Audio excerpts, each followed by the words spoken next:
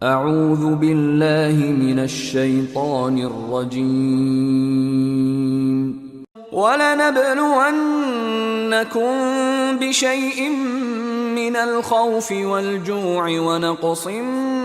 مِّنَ الْأَمْوَالِ وَالْأَنفُسِ وَالثَّمَرَاتِ وَبَشِّرِ الصَّابِرِينَ۔ السلام علیکم ورحمۃ اللہ وبرکاتہ۔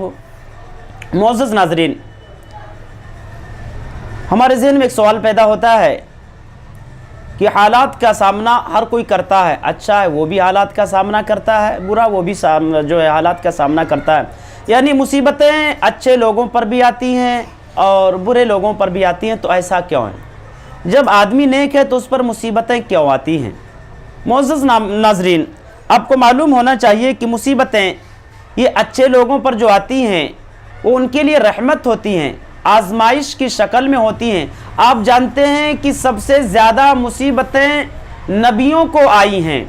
اور ان کے بعد جو مصیبتیں آئی ہیں جو نبیوں سے زیادہ قریب تھے ان کو آئی ہیں، یعنی جو شخص اللہ تبارک و تعالیٰ سے جتنا زیادہ قریب ہوگا اللہ تبارک و تعالیٰ اس پر اتنی ہی زیادہ آزمائشیں لاتا ہے۔ فرق یہ ہے کہ نیک لوگوں پر جو مصیبت ہوتی ہے وہ آزمائش ہوتی ہے، اور برے لوگوں پر جو مصیبتیں ہوتی ہیں وہ آزمائش نہیں ہوتی ہیں، بلکہ اس کو جو ہے برائی سے روکنے کے لیے مصیبتیں آتی ہیں۔ اگر وہ اس برائی سے اپنے آپ کو روک لیتا ہے تو الحمدللہ اللہ کی نظر میں محبوب ہو جاتا ہے، لیکن اگر وہ شخص اپنے آپ کو اس مصیبت کو جھیلنے کے بعد بھی برائی سے نہیں روک پاتا ہے تو اس کے بعد اس پر جو ہے عذاب کی شکل اختیار کر لیتی ہے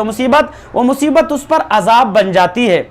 لہٰذا مومن جو ہے مصیبتوں کو پانے کے بعد نکھر جاتا ہے، اس کے اندر نکھار آ جاتی ہے، جیسا کہ آپ صلی اللہ علیہ وسلم نے ارشاد فرمایا عجبا لامر المومن، مومنوں کا عجیب و غریب معاملہ ہوتا ہے کہ جب اس پر کوئی مصیبت آتی ہے تو اللہ تبارک و تعالیٰ سے روتا ہے، اور جب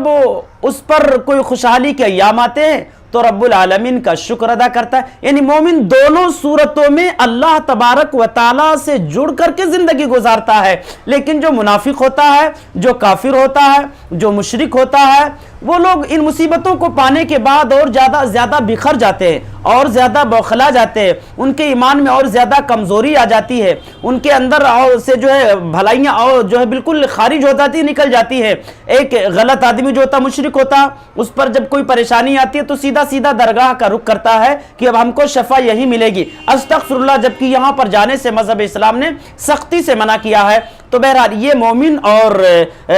کافر کے درمیان فرق ہے کہ مومنوں پر اور جو ہے مجرموں پر مصیبتیں کیوں آتی ہے۔ مومنوں پر مصیبتیں آتی ہیں آزمائش کے طور پر، انہیں مزید ان کے ایمان کو بڑھانے کے لیے،